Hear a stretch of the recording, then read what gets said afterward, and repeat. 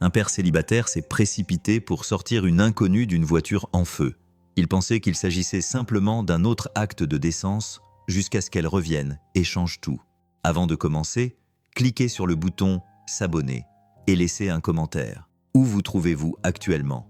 Le ciel s'était assombri, prenant une teinte grise anthracite lorsque Marcus passa la deuxième vitesse et s'engagea sur la route départementale.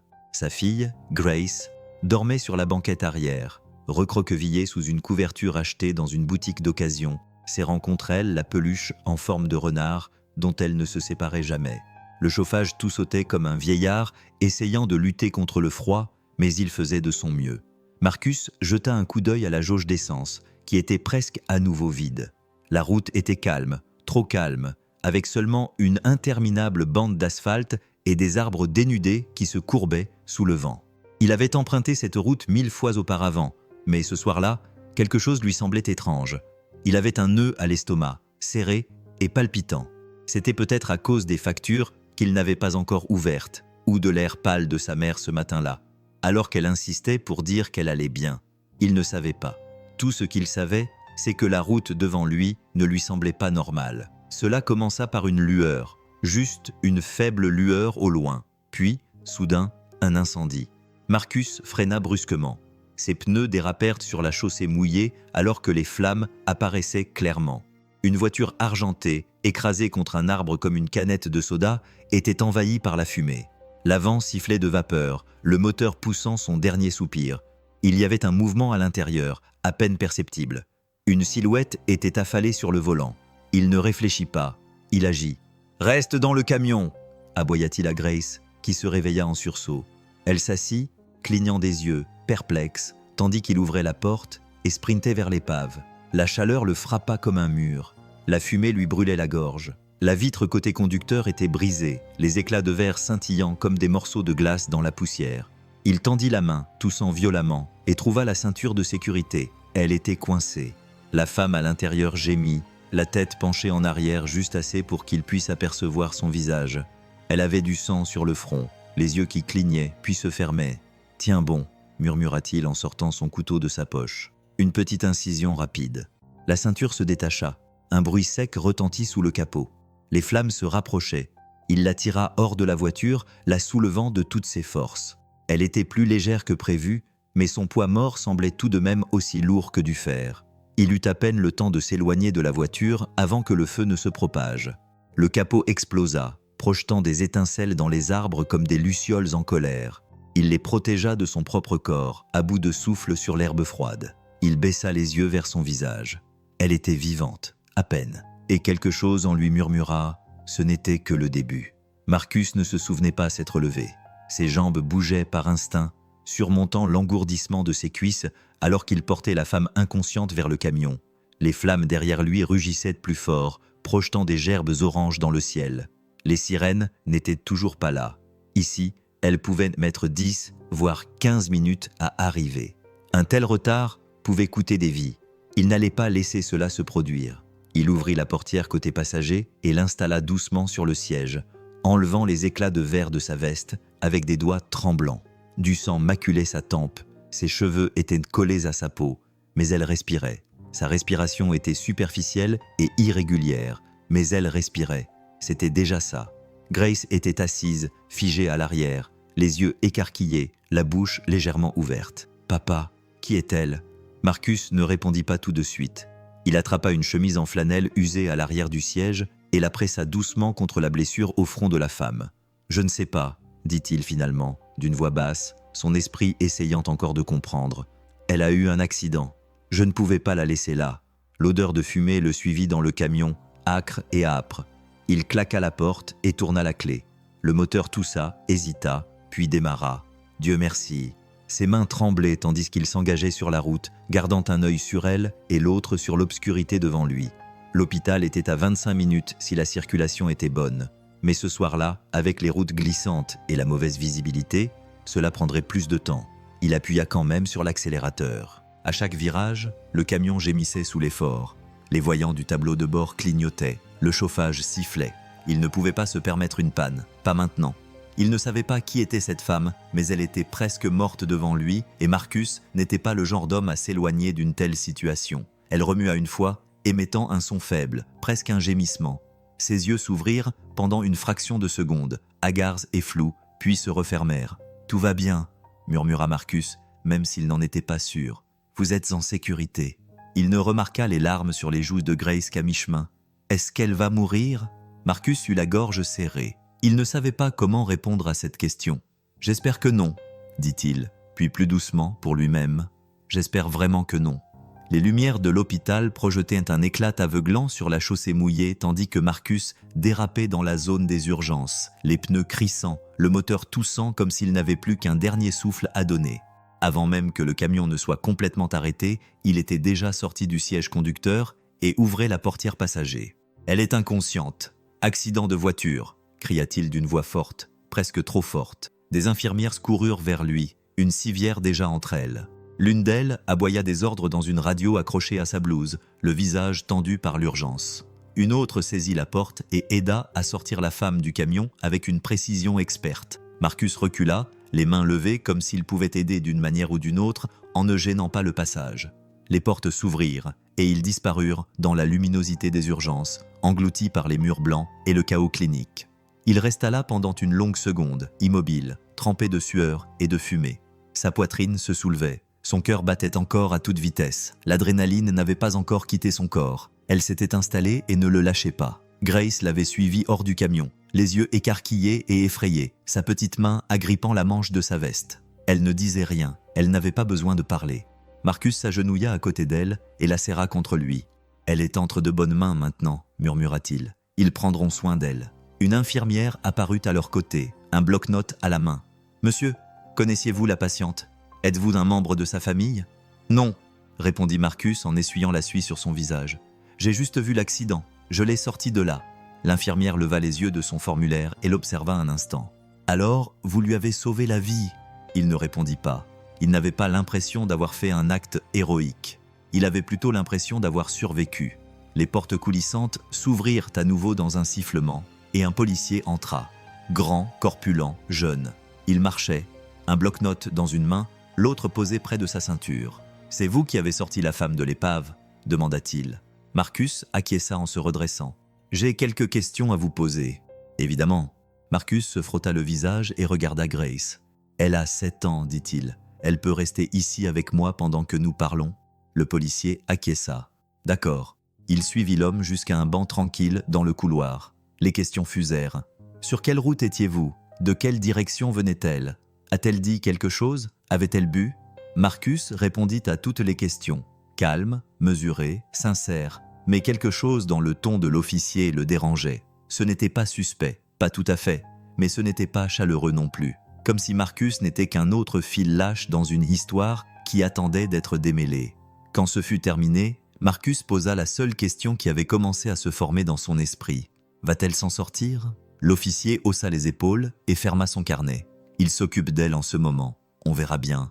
La salle d'attente était un cimetière de chaises en plastique et de magazines usés. Mais pour Marcus, cela aurait tout aussi bien pu être le purgatoire. Il était assis, les coudes sur les genoux, les mains serrées si fort que ses jointures étaient blanches. Grace était appuyée contre lui, enveloppée dans une couverture qu'une infirmière lui avait donnée, les yeux luttant pour rester ouverts. Minuit était passé depuis longtemps. L'hôpital bourdonnait autour d'eux. Des voix dans les interphones, des bips lointains provenant des moniteurs, le bruit discret des infirmières qui changeaient de quart. Mais rien ne venait de derrière les doubles portes qui menaient à l'unité de traumatologie. De temps en temps, quelqu'un en blouse passait devant eux et le cœur de Marcus se serrait. Mais il ne s'arrêtait jamais, ne regardait jamais dans sa direction. Il avait vu les dégâts. La voiture était froissée comme du papier. Les flammes l'avaient engloutie en quelques secondes. S'il avait hésité ne serait-ce qu'une seule fois, elle serait morte. Cette pensée le hantait plus qu'il ne voulait l'admettre, non pas parce qu'il la connaissait, ce n'était pas le cas, mais parce que quelque chose dans son visage, si pâle et fragile, lorsqu'il l'avait sorti de l'épave, ne cessait de lui revenir à l'esprit comme un avertissement qu'il ne pouvait ignorer. Une heure passa, puis une autre. Finalement, les portes s'ouvrirent. Une médecin sortit, le visage neutre mais pas sombre. Marcus se leva si vite que Grace sursauta à côté de lui. « Elle est stable », dit la médecin. « Elle est inconsciente, mais elle respire maintenant par elle-même. Elle a une commotion cérébrale, 3 côtes cassées et un poignet fracturé. Mais elle va s'en sortir. » Marcus expira lentement. C'était comme si quelqu'un venait de soulager la pression qui pesait sur sa poitrine. « Merci », dit-il dans un murmure à peine audible. « Elle a eu de la chance », ajouta le médecin. « Celui qui l'a sortie de là est arrivé juste à temps. » Il acquiesça, mais ne dit rien. « Chanceux » n'était pas le mot qu'il aurait utilisé. Cela semblait trop insignifiant.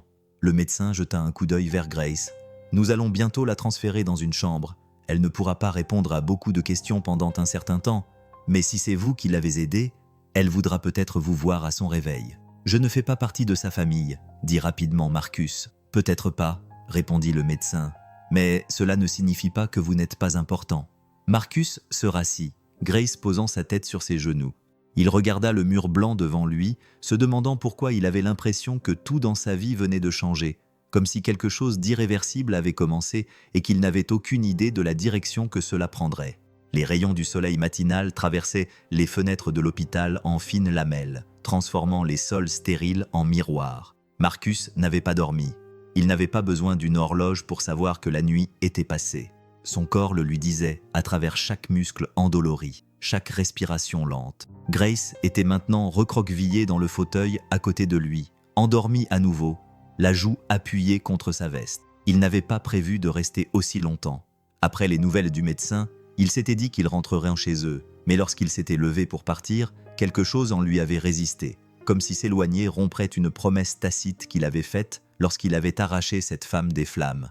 Une infirmière était apparue en milieu de matinée, un bloc-notes à la main. « Elle est réveillée », avait-elle dit d'une voix calme et respectueuse. « Elle est encore désorientée, mais elle pose des questions. » Marcus hésita. « Elle a demandé après moi ?»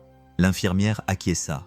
Elle a dit que la dernière chose dont elle se souvenait, c'était des phares, puis de la fumée, puis les bras de quelqu'un autour d'elle. Elle a dit qu'elle se souvenait d'une voix masculine lui disant qu'elle allait s'en sortir. Il ne savait pas quoi faire de cette information. Il n'avait rien fait de spécial. Il avait simplement réagi. N'importe qui avec un cœur aurait fait la même chose, ou du moins c'est ce qu'il se disait. Mais le poids de cette responsabilité pesait toujours sur lui, comme si le feu avait brûlé plus que sa voiture. « Elle ne connaît pas votre nom », ajouta l'infirmière. « Je peux lui dire que vous êtes parti si c'est ce que vous voulez. » Marcus baissa les yeux vers Grace, qui dormait toujours paisiblement, puis regarda à nouveau vers le couloir. « Non », dit-il après une pause, « je vais lui parler. » L'infirmière le conduisit dans le couloir, devant des fenêtres en verre et des salles remplies de machines, de patients silencieux et du bruit doux des téléviseurs. Lorsqu'ils arrivèrent à sa porte, l'infirmière lui lança un regard, mi-prudent, mi-encourageant, puis s'éloigna. Marcus poussa la porte. Elle était assise, le front bandé, un poignet dans le plâtre et des tubes à oxygène à peine visibles sous son nez. Ses cheveux bruns étaient emmêlés, mais ses yeux étaient clairs, vifs, éveillés. Lorsqu'elle le vit, son expression changea, la confusion laissant place à quelque chose de plus profond, de la reconnaissance et peut-être du soulagement. « Vous », dit-elle d'une voix rauque, mais assurée, « c'est vous qui m'avez sorti de là. » Marcus acquiesça lentement. « Oui, c'était moi. » Elle ne le quittait pas des yeux. « Tu m'as sauvé la vie. » Il se frotta la nuque, ne sachant pas quoi dire. « J'étais juste là. Au bon moment, je suppose. » Mais l'expression de son visage disait autre chose, comme si quelque chose dans son monde s'était fissuré et qu'il était passé à travers. Le silence entre eux s'éternisa plus que nécessaire. Marcus resta debout près de la porte, ne sachant pas s'il devait entrer ou faire demi-tour et s'en aller. La femme allongée dans le lit d'hôpital le regardait avec des yeux qui ne correspondaient pas aux machines et aux bandages qui l'entouraient. Ils étaient clairs, vivants, l'étudiant comme si elle essayait de reconstituer un puzzle, pièce par pièce. « Vous ne connaissez même pas mon nom », dit-elle après un moment, d'une voix calme mais assurée. Il entra finalement, fermant la porte derrière lui. « Je n'avais pas besoin de le savoir. Je savais juste que tu avais des problèmes. » Un léger sourire effleura le coin de ses lèvres, à peine perceptible. « Je m'appelle Vivian Hale. » Le nom ne lui dit rien, pas au début.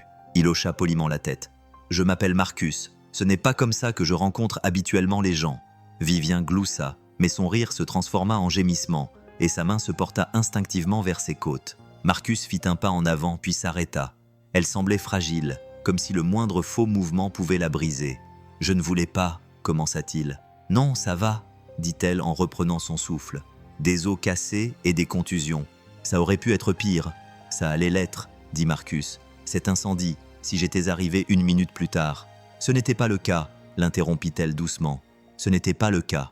Il y eut un silence. Elle jeta un coup d'œil au plateau de nourriture d'hôpital intact sur la table d'appoint, puis le regarda à nouveau. « Pourquoi t'es-tu arrêté ?»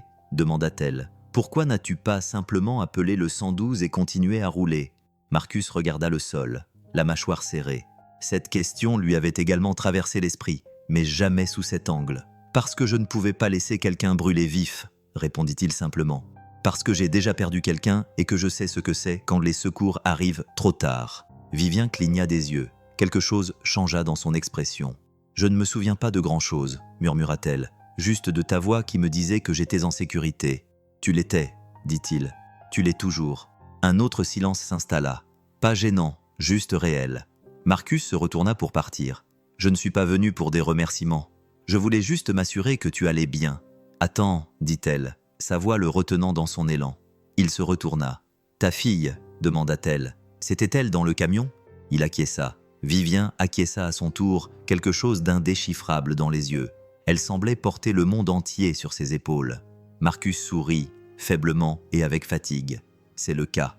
3 jours passèrent avant que Vivien ne quitte l'unité de soins intensifs. Marcus n'avait pas prévu de revenir, mais il le fit à 2 reprises. La 2e fois, il emmena Grace avec lui. Au départ, il ne voulait pas. Il ne voulait pas l'exposer à l'odeur des antiseptiques ou à la vue des tubes et des bandages. Mais Grace insista. Elle était curieuse, persistante comme le sont les enfants quand quelque chose les effraie et qu'ils ne comprennent pas pourquoi. La chambre privée dans laquelle Vivien avait été transféré ressemblait davantage à une suite d'hôtel qu'à une chambre d'hôpital. Des draps propres, des fleurs, un éclairage tamisé. Grace jeta un coup d'œil à l'intérieur, tenant dans sa main un petit morceau de papier froissé. Vivien se détourna de la fenêtre lorsqu'elle entendit frapper. Elle avait meilleure mine, toujours pâle, mais droite, alerte. Son bras était désormais en écharpe, et une fine ligne d'ecchymose traçait son os de la joue comme une ombre qui s'estompe. « Bonjour, » dit Grace doucement. « J'ai fait ça pour toi. » Vivien cligna des yeux, surprise, puis sourit. « Pour moi ?» Grace acquiesça et s'avança pour lui tendre la feuille pliée. Des traits de crayon remplissaient le papier. 2 silhouettes se tenant la main, l'une plus grande, l'autre plus petite, avec des flammes oranges dessinées derrière elles. Un cœur rouge flottait entre eux. « J'espère que ça ne te dérange pas, » dit Marcus depuis l'embrasure de la porte. « Elle dessine ça depuis hier. » Vivien déplia la feuille avec précaution, comme si elle risquait de se déchirer au moindre contact. « C'est magnifique, » dit-elle, la voix étranglée. « C'est nous, » répondit Grace fièrement. « C'est moi et mon père qui te tirons du feu. » Ici on Italie. Vivien rit, partagé entre l'émotion et la surprise. « Tu es une artiste très talentueuse, Grace. » Grace rayonna, puis se dirigea vers le lit sans demander la permission et s'assit comme si elles étaient de vieilles amies. Marcus resta en retrait, mal à l'aise. Mais Vivien lui jeta un coup d'œil et lui fit un petit signe de tête, invitant, sans insister. « J'avais vraiment peur, » dit Grace. « Quand le feu a pris, j'ai pensé que nous n'arriverions peut-être pas à vous sortir à temps. »« J'avais peur moi aussi, » répondit Vivien honnêtement. « Mais ensuite, j'ai entendu la voix de votre père et j'ai pensé que tout irait peut-être bien. » Grace posa sa tête sur le bras de Vivien sans un mot.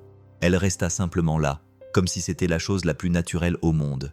Et quelque chose dans l'expression de Vivien s'est brisé. C'était subtil, mais Marcus l'a vu.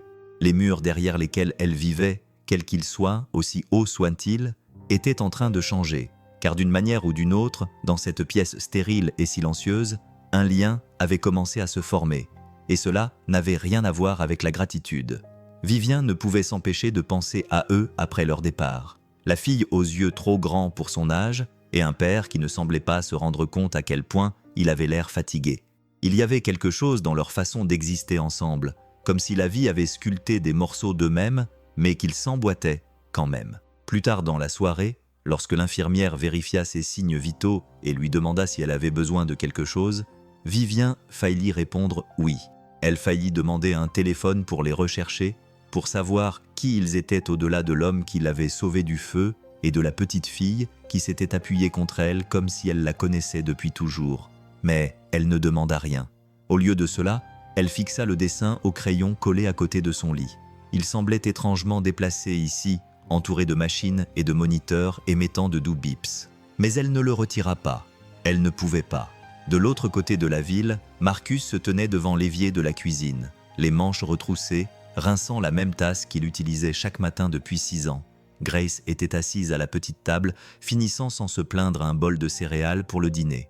Le chauffage était allumé, mais à peine. Le vieil appareil vibrait chaque fois qu'il se mettait en marche. Sa mère dormait dans l'autre pièce. Elle était plus calme ces derniers temps, plus mince. Il n'en parlait pas, mais il l'observait quand elle pensait qu'il ne la regardait pas.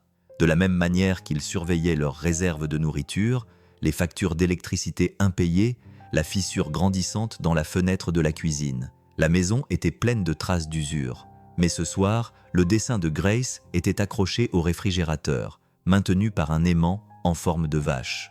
Il le regarda plus longtemps qu'il ne l'aurait voulu. « Je l'aimais bien », dit soudain Grace, en faisant teinter sa cuillère contre le bol. Marcus se retourna. « Oui », Grace acquiesça. Elle ne me parlait pas avec condescendance. Il s'appuya contre le comptoir, les bras croisés. « Elle est différente, mon garçon. Elle mène une vie différente. Elle est gentille », ajouta Grace. « Et un peu triste. » Ce dernier mot le prit au dépourvu. Triste. Il ne l'avait pas remarqué tout de suite, mais maintenant que Grace l'avait dit, cela lui restait en tête. La façon dont Vivian avait regardé le dessin, le silence entre ses mots, l'hésitation dans son regard. Il ne connaissait pas son histoire, mais il avait le sentiment que ce n'était pas fini. Pas encore. L'hôpital libéra Vivian 4 jours plus tard. Une voiture noire attendait au bord du trottoir, élégante et silencieuse, ses vitres teintées si foncées qu'elle ressemblait plus à un secret qu'à un moyen de transport. Le chauffeur sortit sans un mot, ouvrit la porte et l'aida à monter comme si tout avait été répété. Et c'était peut-être le cas. Peut-être que c'était ainsi que fonctionnait son monde. Des lignes épurées, des mouvements silencieux, aucune question. Mais alors que la voiture s'éloignait, ses doigts serraient toujours le dessin que Grace avait fait. Il était maintenant plié. Ses bords s'étaient adoucis à force d'avoir été ouverts et repliés trop souvent. Elle n'avait dit à personne qu'elle le gardait. Elle n'avait dit à personne pourquoi elle n'avait pas encore appelé ses avocats, ses assistants, son équipe de relations publiques. L'incendie lui avait fait plus que des contusions aux côtes. Il avait brisé quelque chose en elle. Elle regardait par la fenêtre tandis que la ville défilait à toute vitesse. Elle ne demanda pas où ils allaient, elle connaissait l'appartement terrasse. L'ascenseur s'ouvrait directement sur son appartement. Tout était exactement comme elle l'avait laissé. Immaculé, impersonnel, froid, avec des baies vitrées offrant une vue imprenable, des meubles importés, un piano à queue qu'elle n'avait pas touché depuis des mois. Il n'y avait aucun signe de l'accident, aucun souvenir, juste le silence, poli et impeccable. Elle se tenait au milieu de la pièce et se sentait comme une étrangère. Elle repensa à la tasse à café ébréchée que Marcus tenait, à la façon dont sa fille avait partagé ses céréales avec elle, les pieds ballants sous une petite table. Elle se souvint de l'odeur légère d'huile de moteur et de chaleur qui flottait dans l'air. Il y avait eu du bruit, des rires, de la fatigue, certes, mais aussi de la vie. Elle se dirigea vers l'immense îlot de cuisine et posa le dessin comme s'il était en verre. Son reflet se reflétait dans le comptoir en marbre. Le visage meurtri, les cheveux tirés en arrière derrière les oreilles. Elle ressemblait à quelqu'un qui venait de survivre de justesse à quelque chose. Et c'était peut-être le cas. Vivian sortit son téléphone. Ses doigts hésitèrent un long moment avant qu'elle ne tape le nom qu'elle avait demandé à l'infirmière de lui trouver. Marcus Wilkes. L'écran se chargea lentement. Elle appuya sur le numéro. Il répondit après 2 sonneries. Marcus. Sa voix était douce, hésitante. C'est Vivian. Une pause. Je sais, dit-il. Je m'attendais à avoir de tes nouvelles. Elle baissa les yeux vers le dessin. Je me demandais, dit-elle en reprenant son souffle, si je pouvais passer te voir. Marcus ne répondit pas tout de suite. La ligne resta silencieuse pendant 1 seconde de trop, assez longtemps pour que Vivian regrette d'avoir posé la question. Mais elle l'entendit alors soupirer, non pas d'agacement, mais de fatigue. « Oui, dit-il, tu peux passer. » Elle ne savait pas à quoi s'attendre après cela, une heure précise, des indications, une reconnaissance de l'étrangeté de la situation, mais il dit simplement « Nous sommes à la maison presque tous les soirs. » Et il raccrocha. Pas de bavardage, pas de cérémonie. C'était tout à fait lui. 3 heures plus tard, une voiture de location la déposa au bord d'une allée fissurée bordée d'arbres dénudés. La maison devant elle s'affaissait légèrement d'un côté, comme si elle était fatiguée de se maintenir debout. La lumière du porche clignotait avec un bourdonnement jaune. Le vent balayait le champ voisin, soufflant dans l'herbe sèche et la clôture grillagée. Mais rien de tout cela ne semblait inhospitalier. Elle resta là un moment, se sentant complètement déplacée dans son manteau sur mesure et ses chaussures cirées. Le froid transperçait le tissu, lui rappelant qu'elle n'était plus dans un monde de chauffeurs et de climatisation. Avant qu'elle n'ait pu frapper, la porte s'ouvrit. Grace se tenait là, en chaussettes, les cheveux un peu ébouriffés, une tache, peut-être de chocolat, sur la joue. « Salut !» dit-elle avec un sourire, comme si elle attendait de la visite depuis longtemps. Vivien sourit. « Bonjour ma chérie !» Grace s'écarta sans hésiter. « Nous t'avons gardé la meilleure chaise. » Vivien entra, ses yeux s'habituant à la pénombre et à la chaleur de l'intérieur. L'endroit sentait l'ail et le vieux bois, une casserole mijotée sur la cuisinière. Quelque part à l'arrière, un chien aboyait dans une autre maison. L'endroit semblait vivant, d'une vivacité qu'elle n'avait pas ressentie depuis des années. Marcus sortit de la cuisine, les manches retroussées, des torchons sur l'épaule. Il la regarda comme on regarde quelqu'un dont on essaie de ne pas trop se demander pourquoi il est entré dans notre vie. « Tu as faim ?» demanda-t-il. Elle hésita, puis acquiesça. Il fit un geste vers la table où une troisième assiette était déjà dressée. « Je ne voulais pas présumer, dit-il, mais Grace m'avait dit que tu viendrais. » Vivien regarda la chaise, puis Grace, qui était déjà en train de s'asseoir. « Ta fille est très persuasive. » Marcus esquissa un petit sourire. « Oui, elle tient ça de sa mère. » La pièce resta silencieuse pendant un moment. Il n'avait jamais parlé d'elle auparavant. Vivien se contenta d'acquiescer et de s'asseoir tranquillement. Le repas était simple. Des pâtes, du pain à l'ail, une petite salade. Mais c'était le meilleur repas qu'elle ait mangé depuis des mois. Parce que ce n'était pas seulement de la nourriture, c'était une place à table. Vivien avait déjà été dans des salles remplies de lustres et de fourchettes en argent poli, jusqu'à briller comme des miroirs. Elle avait dîné aux côtés de sénateurs et de milliardaires, trinquant avec des verres valant plus que le loyer mensuel de la plupart des gens. Mais rien n'avait jamais eu le goût du pain à l'ail servi dans l'assiette en céramique ébréchée de Marcus Wilkes. Il était juste assez croustillant. Le beurre était inégal. Et lorsque Grace lui tendit le saladier avec ses petites mains, Vivien ressentit quelque chose qu'elle n'avait pas ressenti depuis longtemps. Elle se sentait la bienvenue. Non pas à cause de son statut ou de l'invitation, mais parce que quelqu'un lui avait réservé une place sans avoir besoin d'une raison. Marcus mangeait lentement, comme un homme qui n'avait pas l'habitude d'avoir de la compagnie. Il ne parlait pas beaucoup, mais il regardait, observait. Chaque fois que Grace parlait, il se penchait vers elle. Chaque fois que Vivien grimaçait, encore endolori par l'accident, il le remarquait. Ce n'était pas pour faire semblant, ce n'était pas de la pitié, c'était juste de l'attention, une attention discrète. « Alors, tu es super riche ?»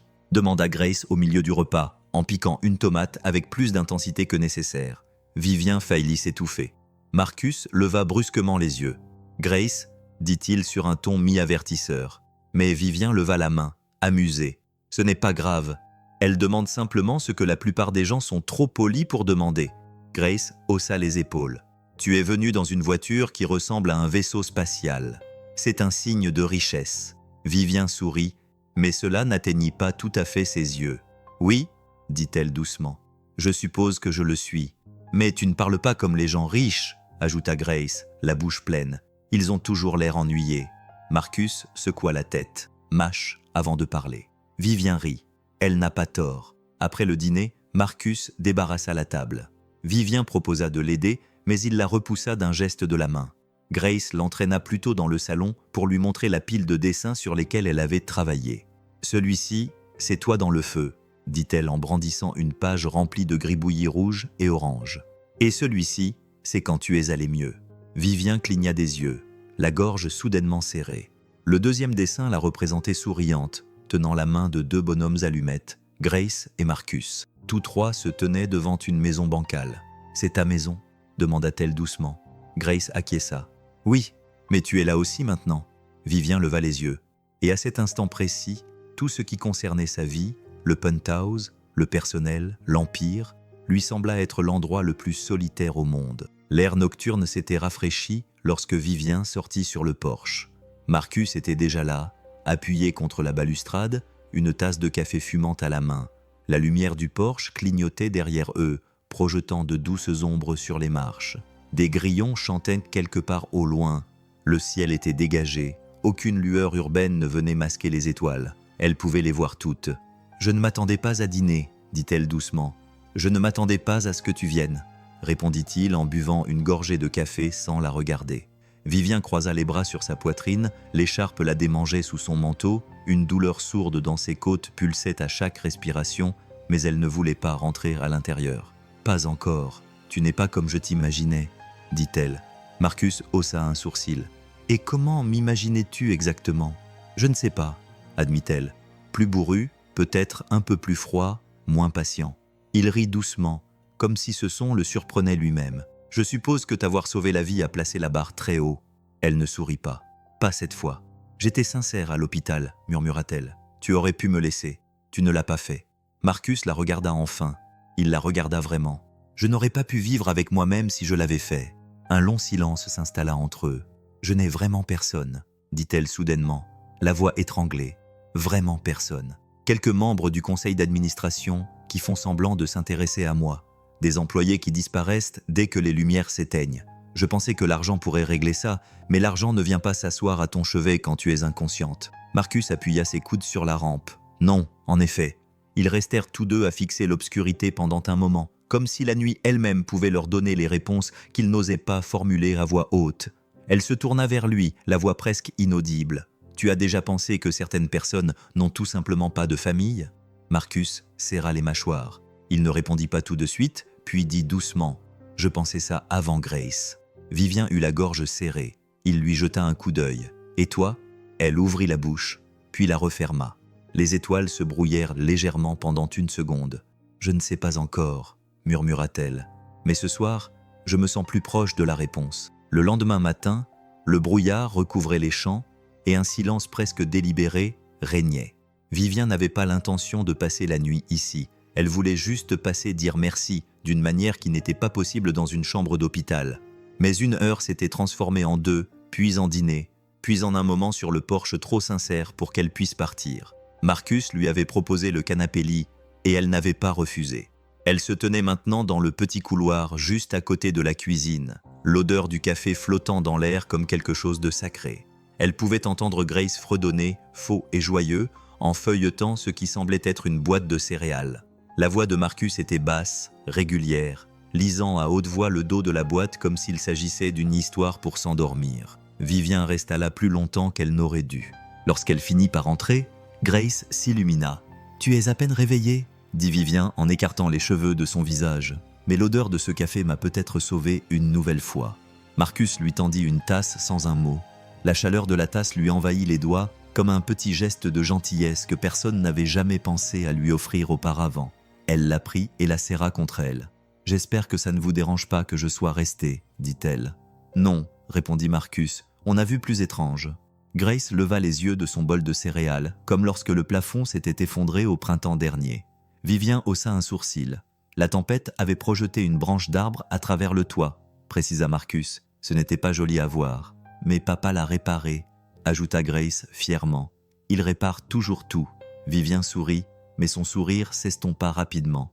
Tout ne peut pas être réparé, dit-elle doucement, plus à elle-même qu'à eux. Marcus l'entendit. Elle le vit à la façon dont sa mâchoire bougea légèrement. Il ne lui demanda pas ce qu'elle voulait dire, et elle ne s'expliqua pas. Après le petit déjeuner, elle aida à faire la vaisselle d'une seule main, et lentement, insistant malgré tout. Marcus finit par renoncer à protester et s'appuya contre l'évier à côté d'elle. « Tu n'es pas obligé de continuer à venir ici, » dit-il doucement, sans méchanceté. « Tu as toute une vie qui t'attend de l'autre côté de la ville. » Elle rinça une tasse, la posa sur l'égouttoir, puis leva les yeux vers lui. « Peut-être que je suis fatiguée de cette vie qui m'attend, » dit-elle. « Peut-être que je veux me lancer dans quelque chose qui n'attend rien de moi. » Marcus ne répondit pas, mais il ne détourna pas le regard, et elle non plus. Vivien rentra chez elle cet après-midi-là, mais plus rien ne lui semblait familier. Les portes de l'ascenseur s'ouvrirent sur son penthouse avec un doux tintement, mais dès qu'elle y pénétra, le silence l'envahit comme un mur. Ses talons résonnaient sur le sol poli, chaque pas semblant trop net, trop propre. Tout était à sa place, les meubles parfaitement alignés, la corbeille de fruits intacte, les comptoirs immaculés, mais rien ne semblait habité. Elle laissa tomber ses clés sur l'îlot en marbre, le bruit métallique résonnant dans le silence. Pendant un moment, elle resta là, debout, à regarder l'horizon à travers les baies vitrées. Son reflet la regardait en retour. Posture parfaite, manteau sur mesure, expression indéchiffrable, mais à l'intérieur, quelque chose se décomposait. Elle ôta lentement son manteau, le laissa tomber sur le dossier d'une chaise et marcha pieds nus vers le couloir. Chaque pièce qu'elle traversait lui semblait plus froide que la précédente. Le bureau où elle s'était battue pour conclure des contrats valant des millions. La chambre d'amis intacte depuis des mois. La suite parentale où les draps restaient bien pliés, épargnés par toute réalité. Pas de rire, pas de musique, pas de Grace assise par terre, dessinant des portraits de personnes qui la voyaient vraiment.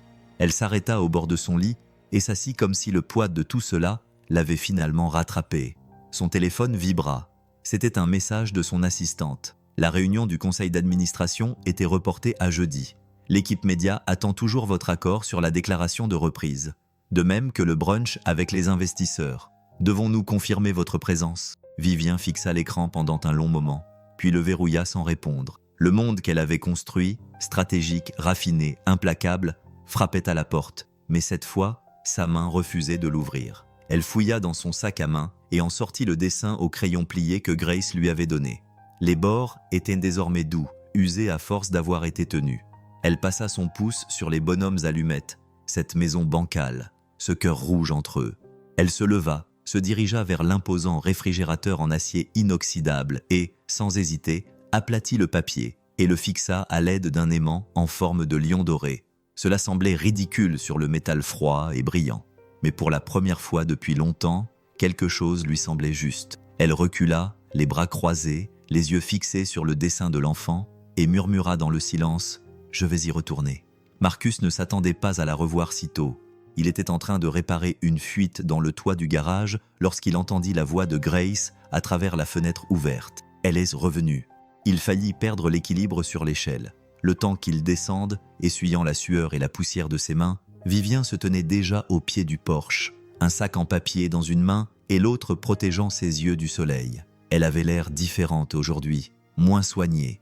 Ses cheveux étaient tressés de manière lâche, elle n'était pas maquillée, elle portait un jean usé et un sweat à capuche gris qui ne correspondait pas à son univers, mais qui s'intégrait parfaitement au sien. « J'ai apporté à manger », dit-elle en soulevant légèrement le sac. « Et ne refuse pas, Grace m'a déjà vu. » Marcus secoua la tête, mais un léger sourire se dessina sur ses lèvres. « Tu essaies de m'acheter maintenant ? Si ça marche, je ne m'arrêterai pas, » dit-elle en passant devant lui, comme si elle avait toujours été à sa place. Grace lui prit le sac comme s'il s'agissait d'un trésor et le traîna jusqu'à la cuisine. Marcus la suivit, ne sachant pas trop quoi penser. C'était un nouveau territoire. La familiarité s'installait là où régnait auparavant la prudence. « Je ne pensais pas te revoir si tôt », dit-il en s'appuyant contre le comptoir. Vivien se tourna vers lui, la voix plus douce. « Je ne pensais pas vouloir revenir si tôt. » Il l'observa, la façon dont elle se tenait, non pas comme une invitée, mais comme quelqu'un qui était parti et qui avait regretté cet endroit. « Tu vas bien ?» demanda-t-il.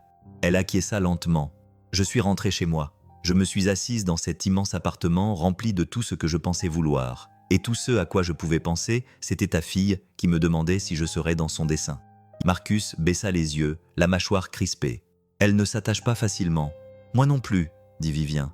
Le silence s'installa entre eux. Puis, elle s'approcha. « Cet endroit, c'est rude. Le toit fuit, le plancher craque, et je crois que ta cuisinière m'a grogné dessus la dernière fois. » Marcus haussa un sourcil. « Ça arrive parfois. » Elle sourit. « Mais c'est réel, et je crois que je suis fatigué de tout ce qui ne l'est pas. » Il ne dit rien.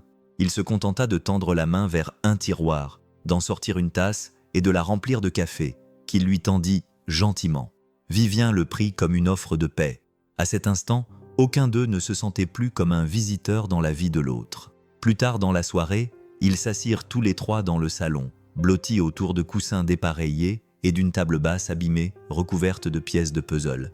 Grace avait choisi la boîte sur le thème des animaux de la forêt et était déterminée à la terminer avant l'heure du coucher. Elle travaillait avec une sorte d'intensité tranquille qui reflétait celle de son père, la langue dépassant entre ses lèvres lorsqu'elle se concentrait. Vivien avait enlevé ses chaussures et replié ses jambes sous elle sur le tapis, tenant une pièce dans sa main, mais observant surtout les deux autres. La façon dont Marcus se penchait lorsque Grace lui demandait de l'aide.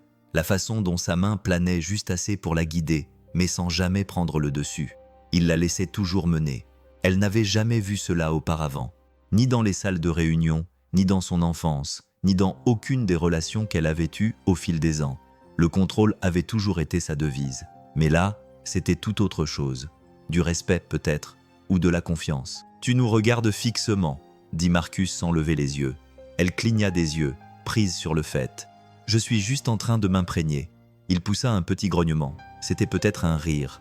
Grace leva les yeux. « Tu es nul en puzzle. » Vivien sourit. « C'est probablement vrai. »« On peut t'apprendre, » dit Grace sans hésiter. « On forme une bonne équipe. » Vivien acquiesça lentement. « Oui, je vois ça. » Lorsque Grace fut finalement trop fatiguée pour garder les yeux ouverts, Marcus la porta jusqu'à son lit, lui murmurant quelque chose à l'oreille alors qu'elle s'accrochait à son épaule. Vivien se tenait dans le couloir, observant de loin, se sentant comme une intruse dans un moment qui n'avait rien à voir avec elle, mais souhaitant que ce soit le cas. Lorsque Marcus revint, son visage était plus doux, touché par quelque chose d'inexprimable. Il se rassit en face d'elle à la table basse. Le puzzle était à moitié terminé entre eux. Elle demandait souvent si sa mère allait revenir, dit-il soudainement. Sans préambule, sans avertissement, juste la vérité. Vivien ne bougea pas. Et maintenant, elle ne pose plus la question, dit-il à voix basse. Mais elle regarde parfois la porte, comme si elle espérait encore. Un long silence s'installa entre eux. Elle n'a pas besoin de quelqu'un de parfait, dit Vivien. Elle a juste besoin de quelqu'un qui reste. Marcus la regarda vraiment et ne détourna pas les yeux. Les visites de Vivien devinrent plus fréquentes après cette nuit-là. Il n'y avait pas d'horaire, pas de plan. Elle se présentait simplement, parfois avec des courses, parfois avec des plats à emporter, une fois avec un panier de pommes provenant d'un marché fermier qu'elle avait croisé en voiture. Marcus ne lui demandait jamais de venir, et elle ne demandait jamais si elle pouvait. Elle venait tout simplement, et à chaque fois, l'hésitation dans ses yeux s'estompait un peu plus. Les gens ne tarderont pas à le remarquer. Le premier signe apparut à la station-service juste à côté de la D17. Marcus faisait le plein de son camion lorsqu'il l'entendit. Deux hommes à la pompe voisine parlaient un peu trop fort. « C'est elle ? Celle de l'accident ? On dirait bien. Elle ne s'intègre pas vraiment, n'est-ce pas ? Elle a l'air riche. Tu crois qu'il a quelque chose avec elle ? Peut-être. Ou peut-être qu'elle est juste là pour passer le temps. » Marcus n'a rien dit. Il n'a pas bronché, mais quelque chose derrière ses côtes s'est resserré comme un poing. Il a fini de faire le plein, est monté dans le camion et a roulé jusqu'à la maison sans dire un mot. Ce soir-là, il n'a pas beaucoup parlé pendant le dîner. Grace l'a tout de suite remarqué, le regardant de l'autre côté de la table avec des yeux prudents. Vivien était aussi plus silencieuse. Elle a senti le changement, même si elle n'en connaissait pas la raison. Après que Grace soit allée se coucher, elle s'est attardée dans la cuisine tandis que Marcus se tenait devant l'évier, frottant un peu trop fort une assiette. « Il parle, n'est-ce pas ?» a-t-elle demandé doucement. Il ne s'est pas retourné. C'est une petite ville. Les gens remarquent tout. « Je peux partir, dit-elle, si cela te facilite les choses. » Cette fois, il se retourna lentement, la vaisselle encore dégoulinante dans les mains. « C'est ce que tu veux ?» Elle le regarda dans les yeux. « Non. » « Alors ne dis pas ça. » Le silence qui suivit était lourd, pas de colère, juste rempli de toutes les choses qu'aucun d'eux ne voulait admettre à voix haute. « Ce n'est pas toi qui m'inquiète, dit-il finalement. C'est Grace. » La gorge de Vivien se serra. « Tu penses que je vais lui faire du mal ? » « Je pense. » Il fit une pause, choisissant ses mots avec soin. « Elle commence à penser que tu vas rester. Je ne lui ai pas donné de raison de penser le contraire. Pas encore, dit-il. Mais un jour, ton monde te rappellera. Et je ne veux pas qu'elle regarde par la fenêtre, attendant quelqu'un qui ne viendra jamais. » Vivien s'approcha, la voix basse. « Alors peut-être qu'il est temps que quelqu'un prouve qu'il est possible de rester. » Le lendemain matin, la tempête arriva sans prévenir. D'épais nuages recouvrirent le ciel. Et en milieu d'après-midi, la pluie tombait si fort qu'elle transformait le chemin de terre devant la maison de Marcus en un ruban de boue. Le vent hurlait à travers les arbres comme s'il était en colère, secouant les feuilles mortes qui frappaient les fenêtres comme des mains impatientes. Vivien était déjà là quand la tempête a frappé, piégée par le hasard ou le destin. Elle ne savait pas lequel. Elle se tenait devant l'évier de la cuisine, regardant fixement le brouillard gris, son reflet flou dans la vitre. Derrière elle, Marcus tripotait la radio, essayant de trouver une station qui ne diffusait pas que des parasites et des alertes d'inondation. Cette tempête n'était pas censée arriver avant demain, marmonna-t-il. Elles n'ont jamais demandé la permission, dit Vivien doucement. Marcus leva les yeux. « Ça va ?» Elle acquiesça, puis hésita. « J'adorais les tempêtes quand j'étais enfant. Elles rendaient le monde plus honnête. » Il l'observa pendant une seconde. La façon dont ses doigts s'agrippaient au bord du comptoir. La façon dont elle ne le regardait pas quand elle parlait. Grace apparut dans le couloir, vêtue d'un pyjama dépareillé, tenant une lampe de poche comme une épée. « Le courant va être coupé, je le sens. » Marcus sourit. « Alors on ferait mieux d'aller chercher les bougies. » Et au moment où les lumières clignotèrent puis s'éteignirent, la maison avait déjà été transformée. Des bougies brillaient sur les rebords des fenêtres. La cheminée crépitait. Vivien aida Grace à rassembler des oreillers et des couvertures. Et bientôt, elles avaient de construit un fort dans le salon, le genre de structure désordonnée et magnifique qui aurait fait pleurer un décorateur. À l'intérieur, Grace s'est blottie avec un livre tandis que Marcus s'occupait du feu et que Vivien regardait les flammes comme si elles pouvaient parler. Tout était trop parfait, trop calme. C'est pourquoi, lorsque quelqu'un frappa à la porte, cela résonna comme un coup de feu. Marcus se leva lentement, Vivien se raidit. Il ouvrit la porte. Un homme en costume se tenait là, trempé, son parapluie inutile à ses côtés. Son expression était sévère et professionnelle. « Mademoiselle Hale, dit-il d'une voix sèche, vous avez manqué 3 réunions. Le conseil d'administration exige des explications. Nous devons parler maintenant. » Grace jeta un coup d'œil depuis le fort, son sourire s'estompant. Vivien ne bougea pas. La tempête était arrivée. Et cette fois, elle n'était pas seulement à l'extérieur. La tension dans la pièce devint fragile, comme un fil trop tendu. La pluie fouettait les fenêtres tandis que Vivien se levait lentement, la lumière de la bougie projetant de longues ombres sur son visage. L'homme à la porte, Julian Hart, son agent de liaison exécutif, semblait complètement déplacé dans la lueur du chaos chaleureux derrière elle. Son costume collait à lui comme du papier mouillé et ses yeux parcoururent le salon avec un jugement à peine voilé. Le fort de coussin, la flanelle, le silence. « C'est vraiment ici que tu étais ?» demanda-t-il d'une voix basse mais pas assez basse. Marcus se raidit près de la cheminée. Grace s'enfonça davantage dans les couvertures. Vivien s'interposa entre eux. « Ne parlez pas comme si c'était une erreur, dit-elle. » Julian ne s'y a pas. Le conseil d'administration tourne en rond. Votre absence est interprétée comme de la négligence. Vous disparaissez pendant 1 semaine, sans explication, sans déclaration. Comprenez-vous comment cela peut être perçu de l'extérieur ? Je me fiche de ce que ça donne, répondit Vivien, d'une voix aussi dure que le fer. Tu devrais t'en soucier, rétorqua-t-il. Parce que tout ça, dit-il en désignant vaguement la pièce, Marcus, la tempête qui secouait les fenêtres, ce n'est pas ton monde, Vivien. Ces gens ne sont pas les tiens, et prétendre que tu peux disparaître ici ne te protégera pas de ce qui t'attend en ville. Vivien fit un pas en avant. Tu n'as pas le droit de parler d'eux comme ça. Julian expira brusquement, baissant la voix. Ce sont des handicaps. Tous. Si cela s'ébruite, tu ne perdras pas seulement la confiance du public. Tu perdras ton influence. Tu as bâti ta marque sur la précision, sur le contrôle. Tu t'éloignes de tout cela. Il n'y aura pas de retour en arrière. Dans l'embrasure de la porte, Marcus ne dit rien, mais serra les mâchoires. Vivien ne se retourna pas pour le regarder. Elle ne pouvait pas encore. Ses yeux restèrent rivés sur Julien, le feu brûlant derrière eux. « Va attendre dans la voiture, dit-elle. Julien la fixa du regard. Il partit sans un mot, le vent manquant de lui arracher la porte des mains. Vivien retourna dans la pièce. Tout semblait différent maintenant, exposé.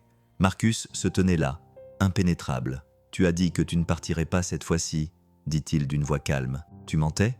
Vivien ne répondit pas. Non pas parce qu'elle ne savait pas, mais parce que la réponse la terrifiait trop pour qu'elle puisse la prononcer. La porte se referma derrière Julien, mais les dégâts persistaient dans l'air comme la fumée après un incendie. Vivien se tenait au milieu de la pièce, plongé dans le silence. La lumière vacillante de la bougie ne semblait plus chaleureuse. Elle dansait sur les murs comme un avertissement. Marcus n'avait pas bougé.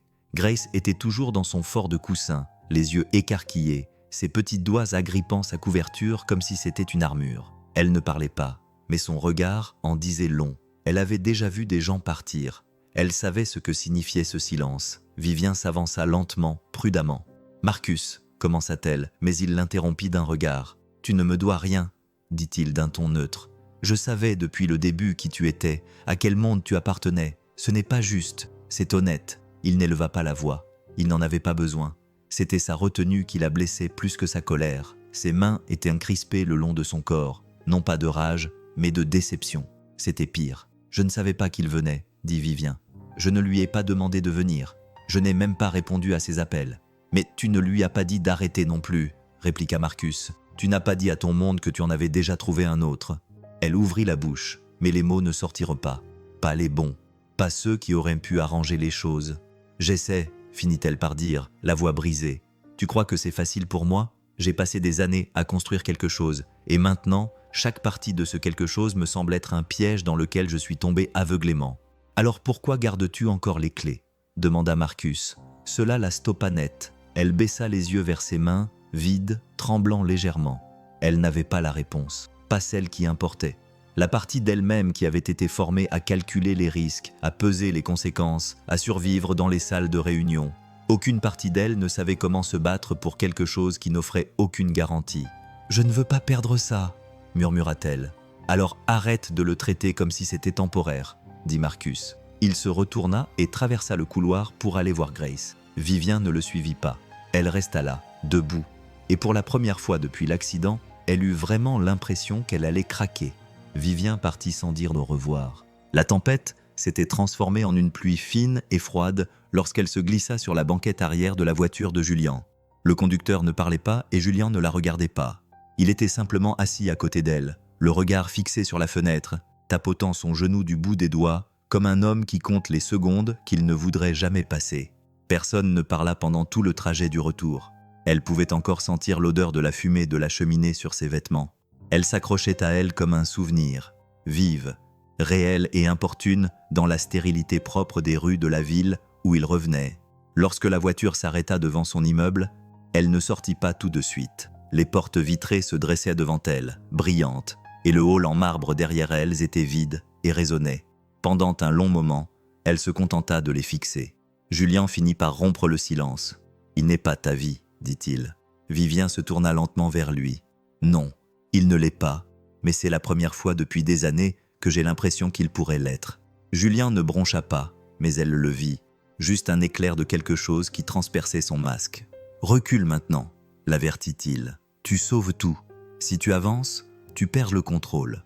Le conseil d'administration, la presse, les investisseurs, ils n'attendront pas que tu rétablisses la situation.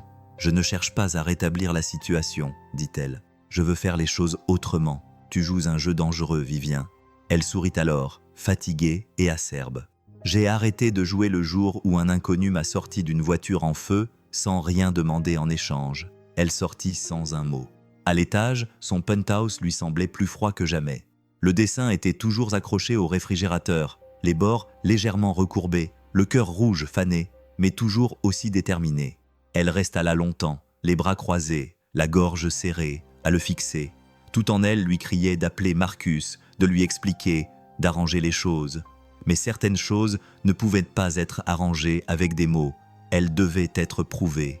Et Vivien savait pour la première fois de sa vie que prouver quelque chose de réel signifiait tout risquer. Les jours qui suivirent passèrent comme dans un brouillard. Marcus se réveillait, travaillait, nourrissait Grace, réparait le toit du garage et s'endormait sans laisser ses pensées vagabonder trop loin. C'était le pacte qu'il avait conclu avec lui-même. Rester simple, rester discret, faire comme si l'espace qu'elle avait laissé derrière elle ne résonnait pas encore dans chaque pièce. Grace ne demanda pas où Vivien était parti. Elle n'en avait pas besoin. Les enfants savaient. Ils savaient toujours. Mais elle regardait davantage la porte, fixait plus longtemps la fenêtre après l'école. La nuit, elle ne s'endormait pas aussi vite. Elle ne disait rien. Mais Marcus l'entendait bouger dans son lit, agité, attendant des pas qui ne venaient pas. Il voulait détester Vivien pour cette intrusion, pour leur avoir donné de l'espoir, pour le silence qui avait suivi. Mais il ne pouvait pas, car elle n'avait rien promis. Elle ne l'avait jamais regardé dans les yeux en lui disant qu'elle resterait. Elle était simplement apparue, avait apporté de la chaleur avec elle, puis était partie avant que cela ne devienne réel. Il se disait qu'il devait être reconnaissant pour le temps passé ensemble, pour le souvenir. Mais ce n'était pas la gratitude qui le rongeait dans le silence. C'était l'absence. Une nuit, longtemps après que Grace se soit endormie, Marcus se tenait seul dans la cuisine, lavant la vaisselle à la main, même si le lave-vaisselle fonctionnait très bien. Il n'avait pas besoin de le faire. Il avait juste besoin de s'occuper, de faire bouger ses mains pendant que son esprit vagabondait vers une femme debout pieds nus dans sa cuisine, riant de son incapacité à résoudre des puzzles, mangeant du pain à l'ail comme si c'était la première chose chaude qu'elle goûtait depuis des mois. On frappa à la porte juste après minuit. Il ne bougea pas au début. Il crut avoir imaginé cela, mais les coups retentirent à nouveau, plus doucement cette fois, comme si la personne qui se tenait de l'autre côté n'était pas sûre d'avoir le droit de frapper. Il s'essuya les mains et ouvrit la porte. Elle était là, Vivien, sans chauffeur, sans manteau, juste elle, les cheveux humides de la brume, les bras croisés autour d'elle comme si elle ne savait plus ce qui la maintenait debout. « Je ne suis pas venue pour parler, dit-elle, la voix brisée. Je suis venue pour écouter, et si tu me le permets, peut-être rester. » Marcus ne dit pas un mot. Il recula simplement et laissa la porte ouverte. Vivien resta un long moment sur le seuil, les pieds plantés sur le bord de la porte, comme si le moindre mouvement risquait de briser la fragile chose qui l'avait ramené. Le silence entre eux était palpable, trop vivant pour être vide, trop chargé pour être rassurant. Mais Marcus ne bougea pas, il ne parla pas. Il resta simplement là, les bras le long du corps, les yeux rivés sur les siens comme s'ils n'étaient pas brisés. Elle entra lentement. La porte se referma derrière elle dans un clic doux, mais définitif. La maison était la même.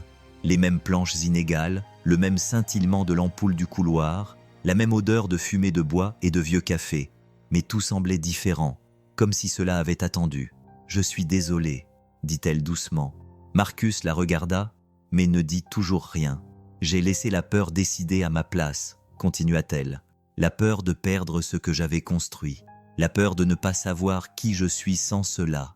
Mais quand je t'ai quitté, quand j'ai quitté Grace, j'ai réalisé que j'étais perdue bien avant d'arriver ici. » Elle passa une main dans ses cheveux humides, la voix brisée par les larmes. « Je me suis assise dans ce penthouse, regardant la ville qui représentait tout pour moi. Et tout ce que je voulais, c'était revenir dans cette maison, trébucher sur des forts de couverture et me faire taquiner à propos de mes terribles compétences en matière de puzzle. » Une légère lueur traversa le visage de Marcus. « Je ne te demande pas d'oublier que je suis partie, dit-elle.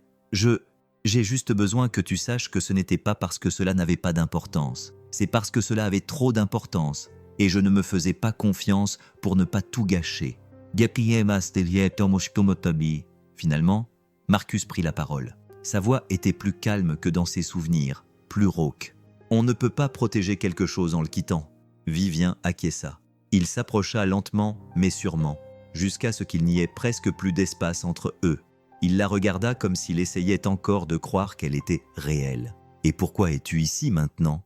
Elle croisa son regard, les larmes aux yeux, mais sans les laisser couler. « Pour rester, dit-elle, si tu me le permets. » Cette fois, lorsque Marcus tendit la main vers elle, ce n'était pas avec prudence. C'était comme un retour à la maison. Grace se réveilla avec l'odeur des crêpes. Pas celle que Marcus préparait habituellement avec un mélange tout prêt quand il avait le temps, mais quelque chose de plus riche, de plus sucré. La vanille et la cannelle emplissaient l'air comme le souvenir de quelque chose de meilleur. Elle cligna des yeux, s'assit et se frotta les yeux pour chasser le sommeil. La maison était calme, mais pas de la même manière vide que ces derniers temps. C'était un calme complet, présent. Elle se dirigea pieds nus vers la cuisine et s'arrêta à l'entrée. Vivien se tenait devant la cuisinière, les cheveux attachés en un chignon désordonné, vêtue d'une vieille chemise en flanelle de Marcus par-dessus ses vêtements. Elle s'était concentrée, retournant une crêpe avec le genre de concentration que Grace réservait normalement à la colle et aux paillettes. « Tu es de retour », dit Grace. Vivien se retourna, surprise au début, puis sourit. C'était un sourire doux, sincère. « Oui », dit-elle en s'accroupissant. « Seulement si tu le veux. » Grace ne répondit pas. Elle traversa simplement la pièce et enlaça Vivien comme si cela n'avait jamais fait aucun doute. Marcus observait depuis le couloir, les bras croisés, appuyé contre le cadre de la porte. Il n'interrompit pas, se contentant d'apprécier l'instant. Grace laissant derrière elle des semaines d'attente. Vivien se recentrant sur elle-même, en se rendant utile. Plus tard, tous les trois s'assirent à table, les doigts collants de sirop, la lumière du soleil filtrant à travers les fenêtres comme une bénédiction silencieuse. Marcus ne demanda pas ce que cela signifiait pour demain. Il ne la pressa pas de promesses qu'elle n'était pas prête à faire. Mais lorsque Vivien se pencha par-dessus la table pour aider Grace à nettoyer ses doigts collants et ne se retira pas après, quelque chose s'installa dans sa poitrine. Cela ne ressemblait plus à un invité. Cela ressemblait à quelque chose qui revenait à sa place. Cet après-midi-là, Vivien se tenait sous le porche, une tasse de café réchauffant ses mains. Marcus la rejoignit et tous deux observèrent en silence Grace courir après un papillon dans le jardin envahi par la végétation. « Ton monde va encore venir frapper à ta porte », dit Marcus doucement. Vivien acquiesça. « Et cette fois, je ne répondrai pas. » Il la regarda vraiment et elle était sincère. Chaque mot. Cela commença petit à petit. Une deuxième brosse à dents dans la salle de bain, un cardigan laissé sur l'accoudoir du canapé, son thé préféré caché derrière la boîte à café comme s'il avait toujours été là. Vivien n'annonça pas son départ. Elle ne fit pas ses valises et n'emménagea pas en grande pompe. Elle cessa simplement de partir. Marcus remarqua d'abord le rythme tranquille de ses pas le matin lorsqu'elle traversait la cuisine. La façon dont Grace riait plus fort maintenant, comme si une partie cachée d'elle-même attendait de pouvoir enfin s'exprimer. La tension qui habitait ses épaules avait commencé à se relâcher petit à petit. Et pourtant, personne ne le disait à voix haute. Pas encore, même pas à soi-même, jusqu'à ce que les papiers arrivent. Vivien les trouva dans une enveloppe soigneusement déposée sur le porche par un coursier. Marcus était sous le camion, occupé à régler quelque chose qui ne voulait pas être réglé, et Grace peignait dans l'allée avec de l'eau et de la craie. Vivien resta figé sur la marche du haut, l'enveloppe à la main, l'adresse de l'expéditeur claire et familière. Sinclair Holdings, service juridique. Elle ne l'ouvrit pas tout de suite. Elle n'en avait pas besoin. Le poids de l'enveloppe lui disait tout ce qu'elle avait besoin de savoir. C'était le début de la fin pour elle dans l'entreprise. Ou peut-être simplement la façon dont l'entreprise lui disait qu'elle en avait assez d'attendre qu'elle se décide.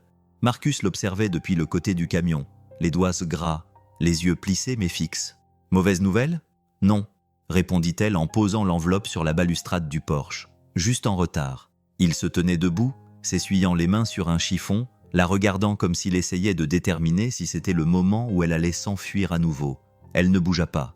Au lieu de cela, elle se tourna vers lui, le regard clair. « Je pense vendre. » Marcus cligna des yeux. « L'entreprise. » Elle acquiesça. « Mes parts, mon nom, tout. » Il la regarda, comme s'il n'y croyait pas tout à fait. Elle s'approcha. « Je ne veux pas faire partie de quelque chose qui n'a pas de place pour celle que je suis aujourd'hui. » Marcus regarda à nouveau l'enveloppe, puis elle. « Tu es sûr ?» Vivien sourit, doucement mais avec détermination. « Je n'ai jamais été aussi sûr. » Le salon était calme lorsque Vivien entra ce soir-là, les mains encore tremblantes après avoir signé les derniers documents. Elle l'avait fait, elle s'était éloignée, elle avait lâché prise. L'entreprise autour de laquelle elle avait construit son identité, le nom qu'elle avait gravé dans le verre et l'acier, la salle de réunion qui se taisait lorsqu'elle entrait. Tout cela était désormais derrière elle. Ce qui l'attendait était l'incertitude, mais aussi autre chose, quelque chose de plus profond. Grace était recroquevillée sur le canapé, enveloppée dans une couverture, feuilletant un livre d'images, ses lèvres bougeant silencieusement tandis qu'elle lisait. Marcus était assis à côté d'elle, les jambes allongées, tenant une tasse de thé ébréchée. Il leva les yeux lorsque Vivien entra et vit immédiatement ses épaules affaissées, la fatigue dans ses yeux, le poids qu'elle portait enfin posé. Au début, elle ne dit rien, se contentant de rester debout au bord de la pièce, comme une étrangère qui n'ose pas demander la permission d'appartenir à ce groupe. Grace leva les yeux et tapota le coussin vide à côté d'elle. « Viens t'asseoir !» Vivien s'exécuta. Marcus lui tendit sa tasse sans un mot. Elle la prit, enroulant ses deux mains autour de la chaleur, s'ancrant dans la chaleur, dans le silence, en présence de personnes qui n'attendaient rien d'elle, si ce n'est sa présence. Elle but une gorgée et expira. « J'ai signé !» dit-elle. Marcus acquiesça. Il ne lui demanda pas ce qu'elle avait signé. Il le savait déjà. Grace se redressa. « C'est une bonne chose. » Vivien la regarda, quelque chose de tendre se brisant dans sa poitrine. « C'est nouveau, mais oui, je pense que c'est une bonne chose. » Grace plissa le nez. « Les affaires des adultes sont bizarres. » Vivien rit, d'un rire rauque à cause de la fatigue, mais sincère. « Oui, ma chérie, c'est vrai. » Ils restèrent assis là un moment, tous les trois, sans dire grand-chose. Le genre de silence qui semblait être un choix. Plus tard, lorsque Grace fut couchée, Vivien se tenait dans le couloir, fixant la porte de la chambre d'amis. Marcus s'approcha derrière elle, sans la serrer. « J'ai réfléchi, » dit-elle doucement, sans le regarder. « À rendre cela permanent. »« Quelle partie ?» demanda-t-il. Elle se tourna lentement vers lui. « Tout ?» Marcus ne répondit pas tout de suite. Il se tenait dans le couloir, pieds nus, les bras croisés sur la poitrine, essayant de lire entre les lignes des paroles de Vivien. Mais cette fois-ci, il n'y avait pas de lignes, pas d'énigme corporative, pas de conditions voilées. Elle le regardait comme on regarde quand on a enfin franchi le pas et qu'on attend encore de sentir le sol sous ses pieds. Elle ne broncha pas. « Je suis sérieuse, » dit-elle d'une voix ferme. « Je veux rester, pas seulement pour l'instant, mais pour toujours. Avec toi, avec Grace. » Marcus regarda derrière elle, vers la chambre d'amis. Mi-débarras, mi-chambre d'amis improvisée. La pièce qu'elle avait discrètement commencé à s'approprier. Un livre sur la table de chevet, un pull sur le dossier de la chaise, son parfum qui flottait encore faiblement dans l'air. Il croisa son regard. « Tu es sûr que tu ne fuis pas quelque chose, encore une fois ? Je ne fuis pas, dit-elle. Plus maintenant. L'honnêteté dans sa voix était tranchante, presque douloureuse. Elle balaya le moindre doute qu'il pouvait encore avoir. Tu abandonnerais tout, dit-il d'une voix basse. Je l'ai déjà fait. Marcus s'approcha, lentement et délibérément, comme si chaque centimètre était une question à laquelle il répondait par un geste plutôt que par des mots. Je n'ai pas grand-chose à t'offrir, dit-il doucement. Je ne vais pas me réveiller riche, rasé de près, ou soudainement plus doué pour trouver les mots justes. Elle sourit, les yeux humides mais brillants. Je ne veux pas de la perfection, je veux de l'authenticité. Il tendit la main et repoussa une mèche de cheveux derrière son oreille, sa main s'attardant sur sa joue. Je suis authentique depuis longtemps, dit-il. Je ne pensais simplement pas que quelqu'un allait choisir cela. Vivien se pencha vers lui. Je choisis cela, je te choisis. Dans la faible lumière du couloir, il l'embrassa, doucement, avec certitude. Plus aucune question, plus aucun tic-tac d'horloge en arrière-plan. Juste eux, enfin enracinés au même endroit. Et au bout du couloir, hors de vue, une petite fille souriait dans son oreiller. Elle les avait dessinés ensemble il y a quelques semaines. Maintenant, la vie rattrapait enfin le dessin. L'air semblait différent ce matin-là, pas plus bruyant, pas plus lumineux, juste calme, comme si quelque chose de longtemps instable avait enfin trouvé le repos. Vivien se tenait pieds nus sur le porche, une couverture enroulée autour des épaules, une tasse fumante à la main. Le soleil commençait tout juste à s'élever au-dessus de l'horizon, projetant de longues ombres sur l'herbe couverte de rosée. La maison derrière elle était silencieuse. Grace dormait encore. Marcus était dans la cuisine en train de préparer le petit déjeuner, fredonnant sous son souffle une habitude qu'il n'avait jamais remarquée jusqu'à ce que Vivien le lui fasse remarquer en souriant. Elle but une gorgée de café et regarda la route de gravier, les arbres qui bordaient la clôture, la boîte aux lettres rouillée légèrement penchée sur le côté. Cet endroit n'avait autrefois été pour elle qu'un point sur une carte. Maintenant, c'était le centre de tout. La porte grinça derrière elle. Marcus sortit, serrant sa veste contre lui pour se protéger de la fraîcheur matinale. « Tu te lèves toujours aussitôt maintenant ?» demanda-t-il en venant se placer à côté d'elle. « Seulement quand j'ai besoin de me rappeler que tout cela est réel, » répondit-elle. Marcus ne dit rien. Il n'avait pas besoin de parler.